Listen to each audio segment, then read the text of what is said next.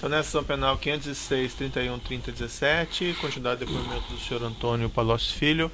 Senhor Palocci, o senhor estava relatando então esse encontro que o senhor teve com a Dona Marisa. Dona Marisa, então, eu falei para ela que o presidente Lula tinha pedido para eu atendê-la e ver se podia ajudar alguma coisa. Ela me relatou que o Lula estava com muito pouco tempo e ela queria agilizar a busca de um local porque ela estava vendo, já ela estava no Alvorada, onde estavam todos esses bens, que ia sair de lá caminhões com esses bens e ela ia ter que lidar com isso. E disse para mim nesse dia que o senhor Bunlai, José Carlos Bunlai, que era amigo da família, e o senhor Roberto Teixeira, que também é um advogado amigo da família, estavam cuidando desse assunto. Falei, ok, se precisar de algum apoio, eu estou à sua disposição, tudo.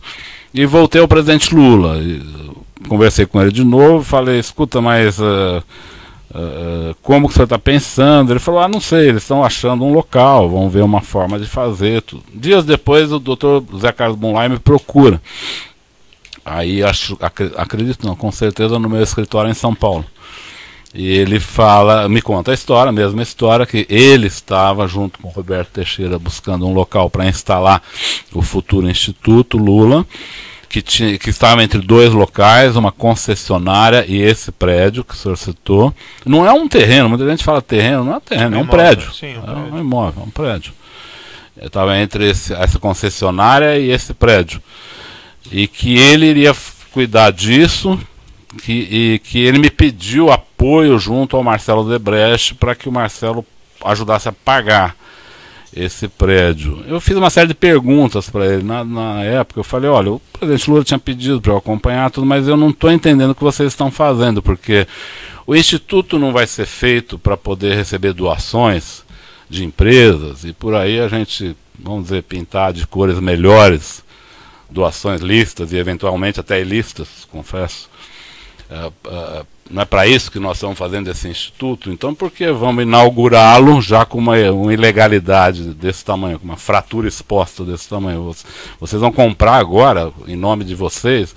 Ele falou, não tem problema, porque meu sobrinho, chama Glauco Costa Marques, ele está cuidando de imóveis para mim, ele está nesse momento acertando um imóvel do presidente, que é vizinho do apartamento do presidente em São Bernardo, então ele vai fazer a aquisição desse outro imóvel, depois a gente vê como faz com o Instituto. Então. Eu voltei ao presidente Lula, eu ouvi, eu não quis desrespeitar a iniciativa do Dr. Bunlai, que é uma pessoa que eu tenho boa Essa relação. conversa o senhor teve com o Bunlai e com mais quem? Só eu e o Bunlai. Só eu e o Bunlai. Aí eu voltei ao presidente Lula e falei, presidente, do que se trata esse apartamento? Eu nunca tinha ouvido falar dele. Aí ele me explicou que era um apartamento que a segurança do presidente tinha alugado, que era vizinho do apartamento dele, a segurança tinha alugado por motivos de segurança presidencial, e que ele gostou daquele apartamento, porque ali ele era um andar com 2 apartamentos, para ele, que ele tem 5 filhos, para ele ficaria melhor, ele estava pensando em comprar esse apartamento. Essa informação que ele me deu apenas. Aí eu voltei a falar com ele sobre o prédio do Instituto, eu falei da minha conversa com o Mulay e falei, olha, eu estou preocupado, eu não gostaria de fazer desse jeito. Acho que o senhor está fazendo um instituto para receber doações e fazer sua atividade, não sei por que procurar agora um terreno, por que não esperar receber, não tem problema nenhum receber uma doação da Odebrecht, mas que seja formal, né? Ou pelo menos que ela seja revestida de formalidade, né? Eu até comentei com ele nesse dia, nosso ilícito com a Odebrecht já está monstruoso. Se nós fizermos esse tipo de operação, nós vamos criar uma fratura exposta desnecessária. Ele, vamos ver, tal, a coisa. Aí o Marcelo Odebrecht me procura dias depois. Não teve conclusão minha conversa com o presidente. Aí me procura o Marcelo Odebrecht. Marcelo Odebrecht me procurou um pouco preocupado também. Ele falou, olha, tá em curso essa compra. Eu estou achando estranho. Eu tinha falado já uma vez para o Marcelo que ia ter o instituto, que ele deveria ser um doador. Eu já tinha tido essa conversa com ele, mas pensando em 2011, 12, né? Ele concordou, ele disse que tinha feito doação para o Instituto Fernando Henrique, que faria também para o Lula. Uma coisa normal, uma conversa normal. E aí o Marcelo veio com uma certa preocupação. Ele falou, olha, já estou tentando fazer aquela contribuição, mas tem o Dr. Roberto e o Dr. Bunlai já estão adquirindo o prédio, pediram para que eu fizesse o pagamento. eu queria ver com você, o que você acha. Não tinha conversa dessa planilha ainda, você entendeu? Foi uma conversa mais do que eu achava. Essa planilha vai aparecer uns meses depois, na verdade. Aí eu voltei ao presidente Lula e falei, olha, tá acontecendo isso. Mas a Marisa quer assim, não sei o que, ver o que você pode fazer. O Marcelo voltou a falar comigo, foram várias reuniões isso, né? O Marcelo voltou a falar comigo, eu falei, Marcelo, olha, se eu fosse você, eu doava para o Instituto esse dinheiro e deixasse o Instituto comprar. Eu acho que você não deve fazer diferente. Ele falou que tinha tentado fazer isso e que o Paulo Camoto, presidente que viria a ser presidente do Instituto, disse que o Instituto não estava pronto para receber a doação. Eu falei, se ele não está pronto para receber a doação, não está pronto para receber um terreno também. Ele falou, o terreno não vai ser entregue ao Instituto agora. Eu falei, então não compre, porque nós vamos criar um problema. Quer dizer, ele falou, mas há muita pressão para que seja comprado do meu pai, ele falou do pai dele. Eu só fui entender depois, porque havia pressão, porque o pai dele queria levar o pacote do pacto do final do ano para o presidente Lula, então ele tinha que ter esse terreno. Tinha que ter o terreno, tinha que ter o sítio, tinha que ter os recursos. Na época eu não estava entendendo a pressa. Aí eu sugeri ao Marcelo, então faça o seguinte, compre o terreno, ou o prédio, quando o Instituto foi instalado, você doa o prédio. Não é legal doar um prédio. Ou pelo menos fica mais com uma aparência mais legal. Desculpa, doutor, eu não estava de santo na história, não. Eu só estava querendo. Assim, o nosso ilícito com o Odebrecht já estava muito grande naquele momento. Sei. Eu achei que essa compra não precisava ser um ilícito. Ou pelo menos não precisava ser travestido, ser um ilícito travestido de ilícito. Sei. Então eu estava preocupado que ele fizesse um pouco melhor. Eu falei, Marcelo, compre a sede então e depois você doa a sede. Não é meio estranho você doar um prédio, mas é melhor doar um prédio do que fazer essa operação Tabajara que está se organizando aqui. Ele falou, não quero aparecer nessa compra. Não quero aparecer, não estou gostando. Eu falei, então não pague. Eu sei que a conversa não terminou bem, não chegamos a muita conclusão. E soube depois, eu querendo solucionar o problema, o presidente me cobrando que solucionasse, não tinha, o prédio já estava em processo de compra. Eu fui cuidar da campanha, não mais vi o andamento disso. Pedi para que o Brani, por isso que tem alguns e-mails para o Brani, como eu me atolei na campanha eleitoral nesse momento, pedi para que o Brani olhasse, recebesse os e-mails, me passasse quando tivesse alguma coisa, e quando comecei a acompanhar de longe isso. Não consegui comprar o imóvel do jeito que eu queria. Desisti da minha tentativa. Mas o Odebrecht comprou, Odebrecht então. comprou. Mas e o senhor ficou sabendo? Fiquei sabendo. Isso lhe foi informado por quem? Por todos eles. Todos eles. Quando começou o ano 2011, todo mundo tinha sabido que o Odebrecht comprou um prédio. Eu ficava perguntando para ele, e aí, agora? Como é que vocês vão fazer? Eu perguntei para o Bunlai, como é que vai fazer agora? Eu não conhecia a DAG. A DAG, construtora, tem um prédio que vocês querem dar para o presidente Lula, vocês vão dar, vocês vão vender. E ninguém tinha resposta para isso. Eu falei, acho que vocês fizeram uma atrapalhada, entendeu? Isso foi assim até um dia que o presidente Lula me chama no Instituto, isso já em final de 11, se não me engano. Ele me chama e fala, o que você acha desse prédio? Eu falei, presidente, acho o que eu sempre achei. Eu tinha feito um projeto para o Paulo Camoto de fazer um instituto, até tenho esse projeto ali, até foi dentro do meu computador apreendido, está esse projeto lá escrito. Eu tinha feito um projeto de financiamento do instituto, com contribuição de empresas, as parceiras do governo. Insisto aqui de novo, doutor, não estou querendo dar de santo, eu queria ir atrás dos parceiros que o governo tinha criado vantagens para que eles dessem doação para o instituto. Eu entendi que era isso, a criação do instituto era para receber as doações prometidas, né? Eu falei para o presidente Lula, eu achei que era isso que você ia fazer. Agora, já começou comprando um terreno de uma forma completamente torta, o senhor não tem como pôr para dentro esse terreno. Acho que isso aí vai virar uma confusão, um dia nós vamos acabar num lugar como esse que nós estamos aqui. E ele falou, eu acho que está ruim mesmo, e pediu para que eu fosse na casa dele 2 dias depois, numa reunião com ele, a dona Marisa, o Dr. Roberto Teixeira, o Bunlai e o Paulo Camoto. Por que ele pediu para que eu fosse? Eu falei, olha, eu não tenho, eu me distanciei desse assunto, o prédio está comprado, eu não posso fazer nada. Ele falou, não, vá lá e me ajude a convencer a Maria, dona Marisa, de que esse prédio é inadequado, a compra foi inadequada, porque se eu fizer isso, ela vai ficar brava comigo, porque ela fala que eu não cuido disso, tal. Se você fizer, ela vai entender melhor, porque ela gosta de você, ela te entende, tal. Eu fui lá achando que ia ter uma discussão, uma briga com a dona Marisa, mas na verdade tive uma briga com o Dr. Bunlai e o Dr. Roberto Teixeira, que achavam que a compra tinha sido absolutamente normal. E acho aqui, doutor, que do ponto de vista deles, que são homens de negócio, era normal. Então, não estou aqui criticando as pessoas, não. Do ponto de vista de negociadores, de pessoas de negócio, comprar, alguém pagar, alguém pôr outro para pagar, tá? Isso no mercado ocorre. Mas no conjunto era um ilícito grave aquilo. No conjunto, considerando a pessoa do presidente Lula, o governo, o Odebrecht, o Instituto Lula, aquilo era uma fratura exposta, era um convite à investigação. Né? E como é que as coisas... Aí a reunião andou mal, foi muito ruim, mas a dona Marisa, eu quero ser honesto com o senhor, não fez nenhuma exigência, ela concordou na hora e achou que devia dispensar esse prédio, por isso esse prédio foi dispensado. E aí como é que ficou? O Odebrecht pagou pelo prédio e daí não ficaram com o prédio, e daí como é que... Aí eu soube depois pelo Marcelo. O Marcelo me falou, ele estranhou, que não quiseram. Eu fui a ele, falei, olha, eu até falei para ele, desculpa, mas eu participei da decisão de não querer esse prédio, porque ele está, vamos dizer, bichado, né, do ponto de vista de licitude. Né? Não tem como. Ele falou, então eu vou pôr a OR, uma parte da Odebrecht imobiliária, para tentar outras alternativas, vou ver um jeito de repor esse dinheiro. Não é? E vamos ver se a gente arruma outra alternativa. Ele reagiu com naturalidade. Tá?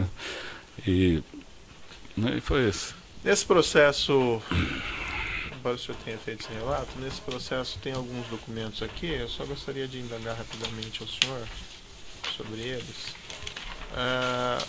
Ou antes, o senhor Branislav Conti, que o senhor mencionou, era seu espécie meu secretário? Ele, na época ele trabalhava comigo no Congresso Nacional. Sim.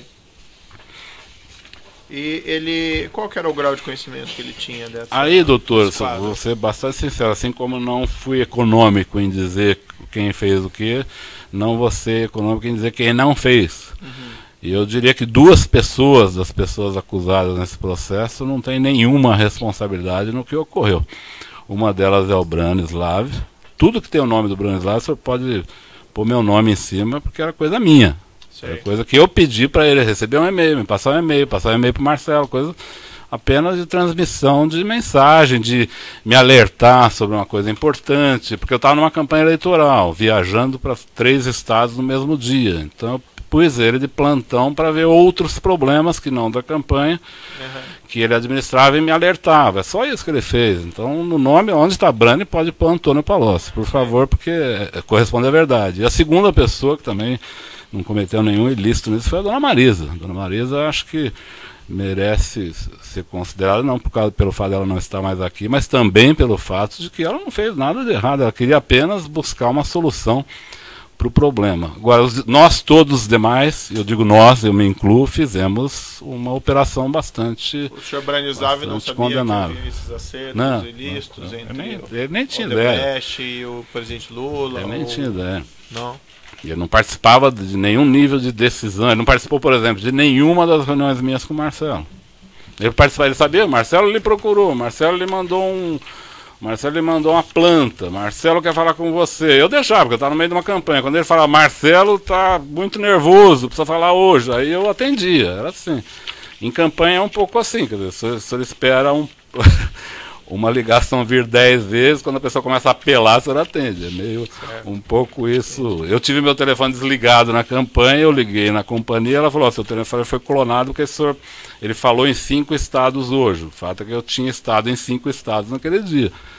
Então é um pouco assim, só para o senhor entender o contexto de uma situação de campanha e o trabalho do Brani. O Brani apenas me alertava, me procurava, tal. Ele sequer tinha, eu acho que ele nem sabia que isso era destinado ao Instituto Lula. Perfeito. Tem um e-mail nos autos, que é no evento 1, anexo 230, que é um e-mail do Sr. Marcelo Baio Odebrecht, em 22 de setembro de 2010, para o Sr. Branislav, e na maneira como o senhor mencionou, ele encaminha documentos que são direcionados ao senhor. Então ele fala, preciso mandar uma atualização sobre o novo prédio para o chefe amanhã, qual a melhor maneira? E nesse documento também, já no anexo 1, evento 1, anexo 229, tem um texto aqui mais longo do Marcelo, e esse aparentemente estaria destinado não ao senhor Brani, mas pelo menos segundo o Ministério Público, ao senhor consular. Chefe, referente ao prédio, eu vou lhe mostrar aqui, peço ao senhor dar uma olhadinha nos documentos. Os primeiros são os e-mails, esse é o texto. Esse aqui? Isso, que começa... Dando imóveis, C3 da Banda Penhora em ação... Não, ali começando, certo? No início lá. Referente ao prédio de ou para a quinta. Vamos fazer conforme orientado. Mas gostaria de compartilhar o cenário risco abaixo com você. O risco não vai ser tendo ficar enrolado. Esse e-mail eu li. Esse e-mail eu li, não. Certo. E ele fez parte desse período, doutor, excelência, que eu estava conversando com o Marcelo, e ele preocupado e eu preocupado também, com um imóvel que estava sendo adquirido de forma inadequada, um imóvel inadequado com sócios que estavam numa situação pendente, com pendência junto à prefeitura. Era tudo isso que tinha. Ele queria que eu desse, de fato, o Marcelo... queria que eu desse um aval para ele fazer o pagamento. Eu falei, Marcelo, você faça o que você achar que deve. Eu estou achando que isso aqui é Tabajara 7 Cruzes, entende? Agora, assim, falei para ele também, você é conhecido do lado do presidente Lula como alguém que dificulta as coisas também. Você vai ficar, nós vamos ficar culpados se não acontecer. Você decide o que você acha. Eu insisti, eu acho que ele devia depositar esse dinheiro no Instituto Lula. Ele falava, não tem Instituto Lula, espera ter. Espera ter e fala, estou aqui com 12 milhões para doar para a sede do Instituto, anuncia no jornal isso. Não é? Quer dizer, você não quer fazer através do Instituto aparecer uma relação já que já está bastante comprometida, já tem muito ilícito, na verdade. Então o senhor se recorda dele ter alertado, aqui, sim. Dele ter alertado que esse imóvel estava todo enrolado juridicamente? Recordo. Eu sabia acho que o Bunlai também me falou que tinha problema de família, que ia ter pagamento por fora. Que eu falei, olha, eu acho que vocês não deveriam fazer isso. Pagamento no exterior eu nunca soube agora há uma semana, doutor, que teve pagamento no exterior. No evento 928, anexo 37, tem uma anotação de agenda tratando de uma reunião. Supostamente estaria o senhor... Peço só para o senhor dar uma olhadinha. Evidentemente o senhor não deve recordar as datas, mas o senhor se recorda de ter participado de uma reunião com o Roberto Teixeira e com o executivo da Odebrecht Eu não conheço o doutor Paulo Melo nem Rodrigo Salles. Eu vi no processo essa reunião. Essa reunião, não, acredito que não tenha ocorrido, porque até hoje eu não conheço o Paulo Melo nem o seu Rodrigo Salles. E não fiz nenhuma reunião com o senhor Roberto Teixeira sobre este prédio. Nunca. Fiz com o Bunlai, mais de uma, com o Marcelo mais de uma, com o presidente Lula diversas. Eu conversei com o seu Emílio, com o Alexandrino, com todas as pessoas, mas nunca com o senhor. Eu tinha entendido antes que o senhor disse que tinha se reunido com o senhor Roberto Teixeira também, sobre esse prédio? Não, sobre o prédio não. Não, eu reuni na casa do presidente Lula no último ato da discussão do prédio, isso é verdade. Mas no processo de compra, não. Não. No processo de compra eu reuni com o Bunlai, com o presidente Lula, com o senhor José Carlos Bunlai, com o presidente Lula e com o Marcelo Odebrecht. Nunca com o Roberto Teixeira. Com o Roberto Teixeira eu me reuni nesse dia na casa do presidente Lula, quando se resolveu não trazer o prédio para o Instituto. Então essa reunião, doutor, pode ser que ela tenha ocorrido. Eu realmente não me lembro, até porque não conheço até hoje essas pessoas. Perfeito. Consta aqui também no evento 972, anexo 2, um e-mail do Sr. Marcelo B. Odebrecht, 30 de março de 2010, para o Sr. Branislav. E ele começa assim, Brani, tudo bem? Diga ao chefe que a única maneira de evitar... Eu vou lhe mostrar aqui, só lhe perguntar se o senhor se recorda qual que é o conteúdo desse... do que você estava tratando, assim, se é que esse e-mail chegou no senhor... Isso é exatamente diz respeito a 470. A MP 470. Refis da crise. Refis da crise. Aqui, doutor, o que aconteceu? O Marcelo discutiu muito detalhe comigo em relação a 460, porque ela estava no Congresso. Ela não era uma medida do governo. A 470 era uma MP de Minha Casa Minha Vida, em que o Congresso fez uma emenda. Então todo o assunto da emenda técnico estava dentro do Congresso, então ele discutia comigo detalhes do projeto. No 470, diferente, que era o refis da crise, ele não estava sendo elaborado no Congresso, estava sendo elaborado no Ministério da Fazenda. E às vezes o Marcelo mandava detalhes para mim. Aí eu respondi para ele: Marcelo, isso você tem que tratar com o ministro Guido Mantega, porque não está aqui. Não tinha sido enviado, eu não tinha como tratar um detalhe de um projeto que está sendo feito no Ministério da Fazenda. Então eu recebi vários e-mails dele, não só esse, mas normalmente esse tipo de e-mail eu retornava para ele dizendo: olha, isso você precisa ver com o ministro Mantega, nós só vamos atuar nisso quando ele estiver aqui. Eu não tinha como falar do detalhe de um projeto que estava sendo elaborado por um técnico do Mantega. Provavelmente nem o ministro Mantega estava tratando desses detalhes.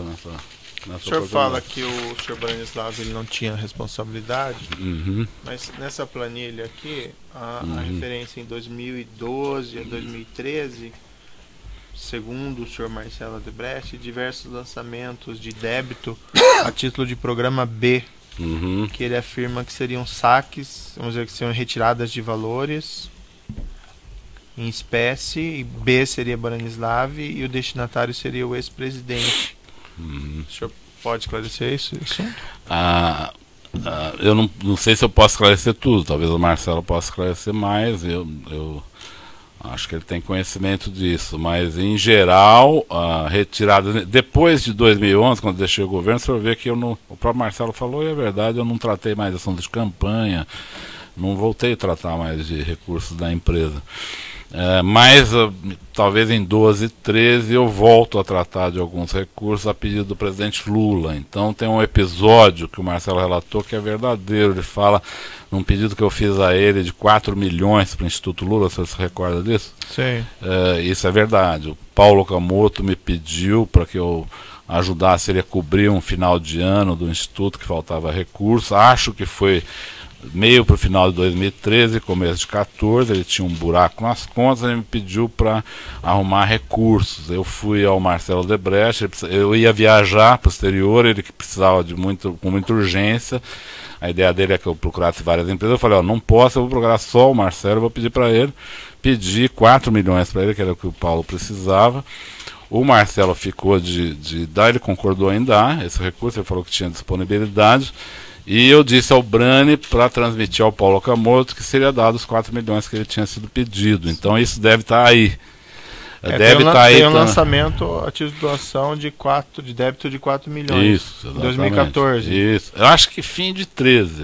Talvez ele tenha debitado em 14, mas eu acho que era 13. Mas nessa fase já havia um crédito pré-estabelecido?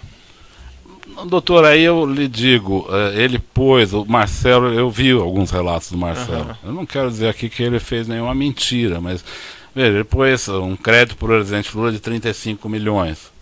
Quando o pai dele disse ao Lula que ele tinha 300 milhões.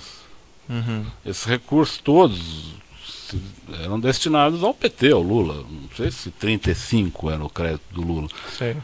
Mas ele, quando fez essas doações, ele afirmou que iria, vamos dizer, deduzir desses créditos, seja de 30, ele me seja de disse 300. num determinado momento que ele ia separar créditos ao presidente Lula mais para usos no Instituto, coisas assim mais pessoais ao Lula. Porque a tal da reserva que ele falava, ou da conta corrente, que seja, era pro Lula, pro PT, não tinha uma separação. Isso é pro Lula, isso não é pro Lula, entende? Então eu não entendi muito quando eu vi essa parte dessa destinação específica.